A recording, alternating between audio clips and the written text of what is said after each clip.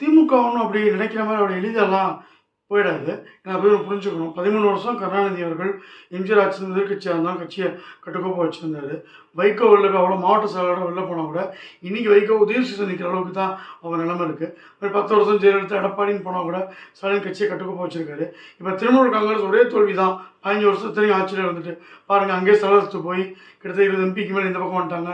எம்எல்ஏக்கள் வந்து எதிர்கட்சி தலைவரையே மம்தாவால் சூஸ் பண்ண முடியல. அப்படிலாம் பார்க்கும்போது நீங்கள் அழகாக உதயநிதின்ற ஒரு விஷயத்தில் இவங்கெல்லாம் கட்டுப்படுறாங்க.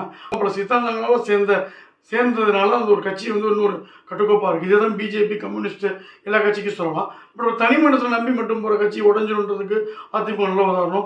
லேட்டஸ்ட் வந்து திரிணாமுல் காங்கிரஸ் கூட நம்ம எடுத்துக்கலாம். ஸோ இப்படி பார்க்கும்போது திமுக எஸ்ஆல்ட்டாக முற்ற முடியாது. அவங்களும் தன்னை எப்பயுமே புதுப்பிச்சுட்டே இருப்பாங்க. நம்ம ஜென்சிலாம் அவங்க மீட்டிங் போட்டாங்க, கிண்டல்லாம் பண்ணால் கூட அதுக்கு தேவையான அடுத்து என்ன பண்ணணும், அவங்க தோல்விக்கான ஆராய்ச்சியில் இருக்காங்க வெளியே.